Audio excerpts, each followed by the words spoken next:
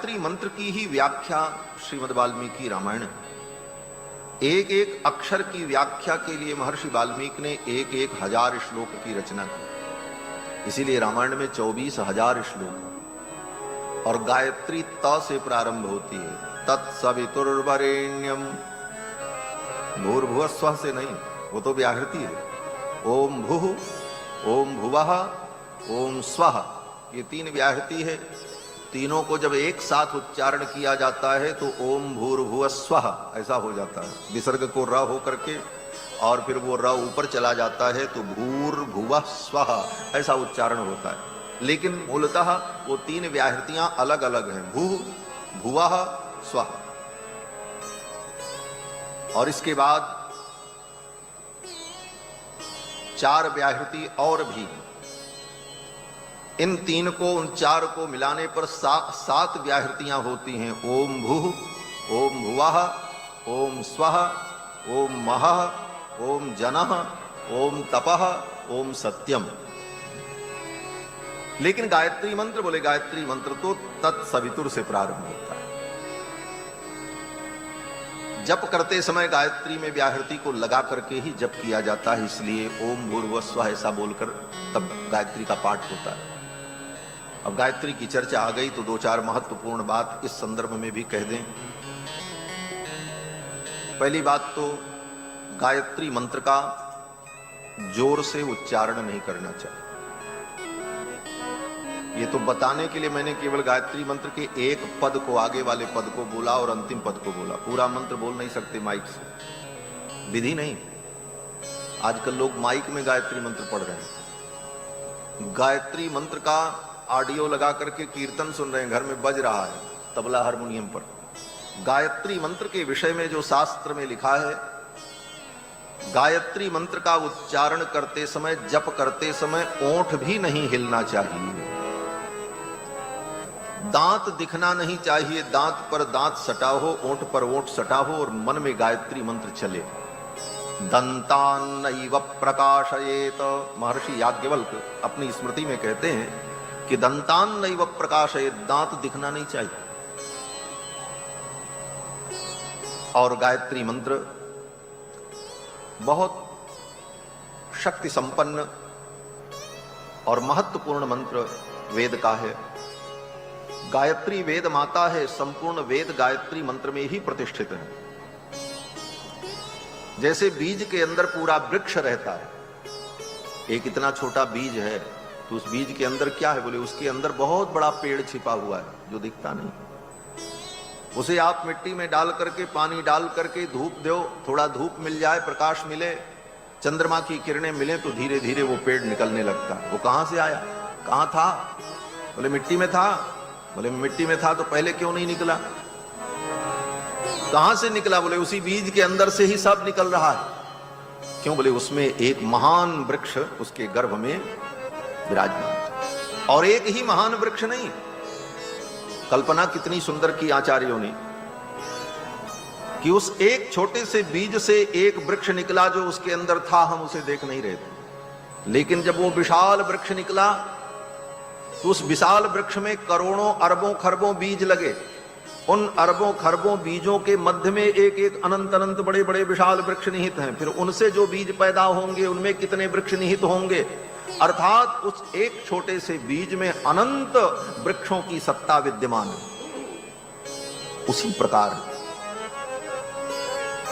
गायत्री मंत्र में सारे वेद शास्त्रों का मूल क्या है, ओम। ओम इत्तेकाक्षर ब्रह्म, जिसको प्रणव कहा जाता है। ओम में सब निहित है। ओम से ही व्याहृति प्रकट हुई, व्याहृति से गायत्री प्रकट हुई, गायत्री से 4 वेद प्रकट हुए, 4 वेद से सारे मंत्र निकले, वो सब पेड़ की डालियां और पत्ते सब निकलने लगे, अनंत वेद प्रकट हो गए। तो वह गायत्री मंत्र महान मंत्र है। परंतु गायत्री मंत्र के विषय में मर्यादाएं भी हैं, नियम भी। गायत्री मंत्र का जप पवित्र दशा में और पवित्र काल में किया जाता है। और गायत्री मंत्र का जप वही कर सकता है जिसका यज्ञोपवीत संस्कार हो। ब्राह्मण का ही बालक हो लेकिन अगर उसका यज्ञोपवीत नहीं हुआ जनेऊ संस्कार नहीं हुआ है तो वो गायत्री मंत्र जपने का अधिकारी नहीं। ब्राह्मण की पत्नी ब्राह्मणी हो, वो ब्राह्मणी वंदनीय है, उस ब्राह्मणी के चरणों में प्रणाम करके आशीर्वाद प्राप्त किया जा सकता है, वो ब्राह्मण की पत्नी है, परंतु गायत्री मंत्र जपने का अधिकार उसको भी नहीं। गायत्री मंत्र केवल पुरुषों के लिए, और उसमें भी जिनका यज्ञोपवीत संस्कार हो, ये सारे विधान। गायत्री छंदसाम मातर ब्रह्म योनि नमोस्तुते। आजकल लोग बच्चों को गायत्री मंत्र याद करा देते, और स्वामी जी आए, गुरु जी आए तो बड़े गौरव से कहते हैं, स्वामी जी हमारे बच्चे को गायत्री मंत्र याद है, बेटा सुनाओ।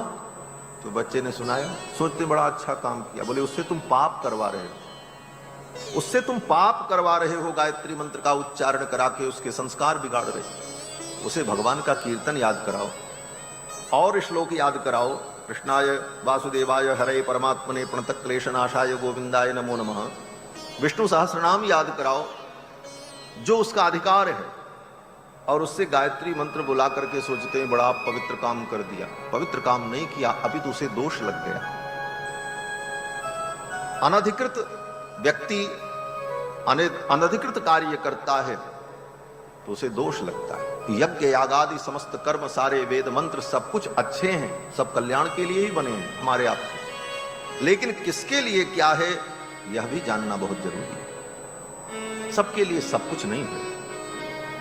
हर मंत्र के, हर विधान के अलग अलग अधिकारी हैं, और अपने अपने अधिकार के अनुकूल उनका उपयोग करना, यही धर्म की एक व्यवस्था है। जैसे मेडिकल स्टोर की सारी दवाएं बहुत अच्छी होती हैं, और सब दवा प्राणियों के कल्याण के लिए बनी है। मेडिकल स्टोर में जितनी दवा है वो किस लिए बनी है? लोगों के दुख दूर करने के लिए। अब सारी दवाएं दुख दूर करने के लिए बनी हैं, और मेडिकल स्टोर में भरी हैं हजारों दवाएं। अब आपको कोई दुख हो गया, कोई परेशानी हुई, तो आप अगर ऐसा सोच लो कि भाई मनुष्यों के दुख को दूर करने के लिए ही ये दवा बनी है और हमको दुख है, तो हम कोई दवा उठा के खा लें। चले गए और कोई दवा ले ली, बिना जाने समझे खा लिया, परिणाम क्या होगा? बोले दुख तो दूर नहीं होगा, हो सकता मर ही जाओ, उल्टा ही कल्याण और काम बिगड़ जाएगा। तो वो मेडिकल स्टोर की दवा कल्याण के लिए बनी थी, लेकिन उसने आपका कल्याण नहीं किया। क्यों नहीं किया? बोले क्योंकि आपके लिए वो थी नहीं, और आपने उसका उपयोग किया, इसलिए उसका उल्टा प्रभाव हो गया।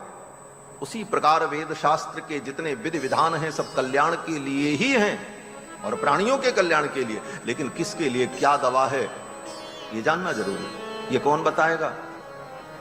बोले आपको कोई कष्ट हो तो पहले किसी डॉक्टर के पास जाओ। डॉक्टर आपकी नब्ज देखेगा, आपके शरीर की स्थिति को देखेगा, और तब आपके लिए वो तय कर देगा कि आपको ये दवा खानी है और इसका इतना डोज लेना, इससे ज्यादा नहीं, इससे कम नहीं। और वो नियम निर्धारण करेगा, उसके साथ साथ अनुपान बताएगा क्या लेना है, क्या नहीं लेना है, क्या खाना है, क्या नहीं खाना है। उन नियमों का पालन करते हुए उस दवा का आप सेवन करोगे तो आपके रोग की निवृत्ति हो जाएगी। उसी प्रकार ये धर्मशास्त्र एक महान औषधि का भंडार है जो प्राणियों के कल्याण के लिए है। और इसको किसने बनाया? बोले सबसे बड़े वैद्य जो भगवान हैं उन्होंने बनाया। भव रोग वैद्यम, भगवान संसार रूपी रोग के वैद्य हैं, और उनके द्वारा ये निर्मित शास्त्र, इसकी एक एक पंक्तियां प्राणियों के कल्याण के लिए हैं, लेकिन किसके लिए क्या है ये जानने के लिए किसी डॉक्टर के पास जाना पड़ेगा। डॉक्टर का मतलब आचार्य, संत, गुरु, किसी ज्ञानी के पास जाकर के जब हम उसे पूछेंगे, उससे जानेंगे, और वो जितना बताएगा हम उतना करने लग जाएंगे तो हमारा कल्याण हो जाएगा। इसीलिए संसार में गुरु की आवश्यकता होती है। और बहुत ज्ञान आपको हो जाए लेकिन जीवन में कोई गुरु नहीं मिला तो कल्याण नहीं होगा। भगवान शंकर हो चाहे ब्रह्मा हो, गोस्वामी तुलसीदास जी महाराज कहते हैं कि गुरु बिन भव निधि तरई न कोई, जो बिरंच शंकर सम होई। गुरु बिन भव निधि तरई न कोई, गुरु बिन भव निधि तरई न कोई, जो बिरंच शंकर सम होई, जो विरंच संकर सम होई, गुरु बिन भव निधि तरहि न कोई, गुरु बिन भव निधि तरहि न कोई। इसलिए आचार्य और गुरु के निर्देश में जीव कल्याण को प्राप्त करता है। तो गायत्री मंत्र की मैं चर्चा कर रहा था। गायत्री मंत्र के लिए सारे विधान और उसी गायत्री मंत्र की ये व्याख्या रामायण है। गायत्री मंत्र तो हर व्यक्ति उसका अनुष्ठान, उसका उपयोग नहीं कर सकता, लेकिन गायत्री मंत्र की व्याख्या जो वाल्मीकि जी ने रामायण के रूप में कर दी, इसमें सबका अधिकार है। ये ऐसी औषधि बनाई वाल्मीकि जी ने, बनाया उसी गायत्री मंत्र से, लेकिन इस औषधि को ऐसा बनाया कि इसका कोई साइड इफेक्ट नहीं है। इसको किसी भी रोग में कोई भी खा ले। इसीलिए कल की कथा में आपने सुना, पठन द्विजो वाग वृषभत्वमीयात्, स्यात् क्षत्रियो भूमिपतित्वमीयात्, वणिक जन पुण्य फलत्वमीयात्, जनश्च शूद्रोऽपि महत्वमीयात्। ये ऐसी औषधि है जो सबके उपयोग की है। और वेदव्यास जी ने भी यही काम किया। वेदव्यास जी ने भी 18 पुराण किस लिए बनाए? बोले सबके लिए।